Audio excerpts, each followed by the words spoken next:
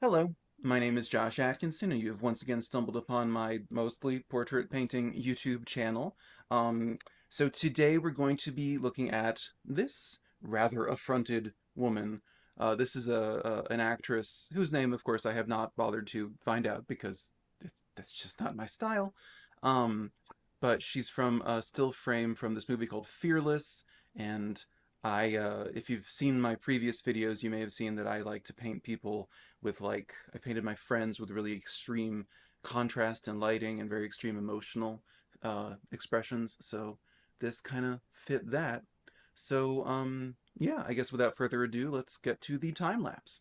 So here's the source image onto the time lapse where we see a blue monster. This is one of the monsters that Gary Oldman turns into in the 92 Dracula.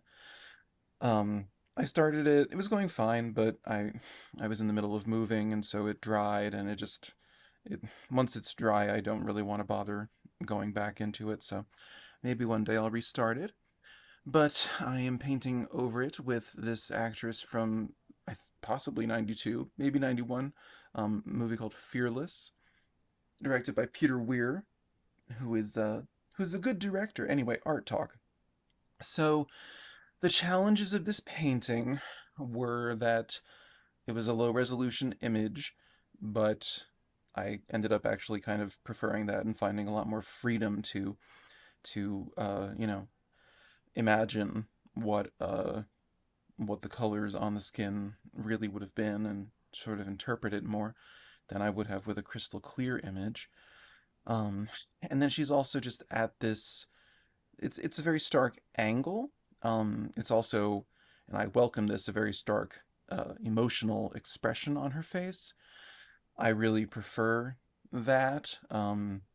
If you've seen some of the other videos on this channel, then you know that I've painted plenty of friends of mine with screaming or laughing maniacally. So I like that, but you know, it's hard to have a niche when it requires the participation of other people. Anyway, I snuck a little green under her chin. It's like the shadow on her neck. So, like watching these videos, I tend to post each painting a month or even longer after I finished it. I like to have a lot of content ready to go in case life interrupts the YouTube posting schedule or whatever. So I'm always curious to see when I start like deviating from realism, like when I start adding greens and blues and purples that wouldn't occur on skin color like this woman's. So I don't know. I don't know exactly when I do it as a rule. I guess it's an instinctive thing. But anyway, I went to my first art fair uh, this a week ago, and I sold the painting that I did in a YouTube video from maybe 7 weeks ago called Painting Rage. I sold that. It's my first ever painting sale. I got commissioned to do a couple things like a decade ago, but then I kind of walked away from painting for a while. But anyway, so that's my little news update about my art and commerce life. Feeling encouraged, feeling excited about finding more art fairs. But more than anything, painting is the exciting part. Um, with some distance from this painting, I'm so curious about like how dark I've made her cheek and her forehead and now her chin. Like I don't know. I can't really explain what I know what I'm going for. I know that I try to get the likeness, and then while the paint is still wet enough to accept new color, I go in and I start pushing colors and textures and tone values just to see how far you can push it before you compromise the likeness, or maybe the better way to think of it would be like up to the point of abstraction, because I'd like to get more abstract. But how what's the marriage between like abstraction and getting an accurate or a credible likeness? I don't know, but whatever, we're all experimenting.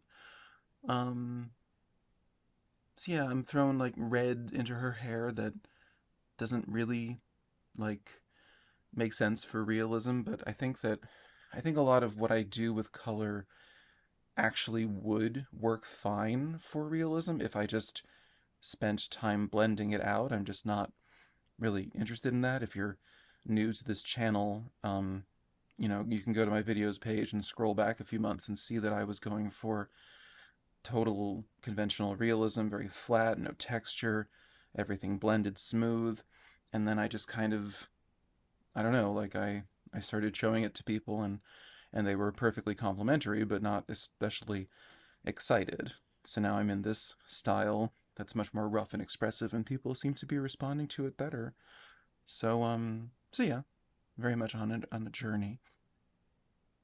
But I don't know. I'm trying to think of a specific lesson to communicate from this painting, but I mean, basically, like the angle of the eye is really the the guiding. Like at the beginning, I do that little circle and then a bar that matches up with her eyebrows, and that determines the angle of the nose, which I believe I do correct some more still, and the mouth.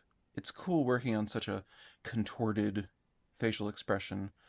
Real like disgust and outrage in this scene. She's basically being accused of kind of letting a child die on an airplane. Spoiler alert.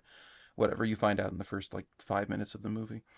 But um, but yeah, I don't know. I'm just maybe the lesson is just like let your freak flag fly. Like I love all this purple I threw into her head and greens at the brow and around the jaw and the chin and everything. The nasolabial fold on the left. I just I don't know, like if it feels right, do it or something. I don't know. I don't really know what I'm saying, but I'm very happy with the way this turned out. She's a very beautiful woman, and I feel like conventionally beautiful woman, and I feel like even with how much I've marred her skin, I think that I haven't really compromised that. So I'm pleased with this. Anyway, the finished image is that's what you're looking at. It is a 5 by 7 inch painting, oil painting on canvas panel. So then that is how we arrived at this portrait of this actress from the early 90s.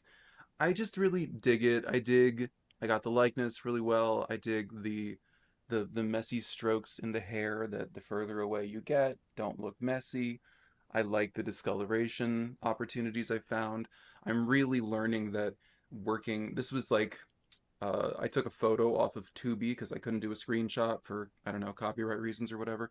Um, and so it was like low resolution off of a low resolution screen, like, and I'm finding that the less precise and pretty, uh, I guess just the less resolution, you get to do more creative things with colors and brushstrokes and all that.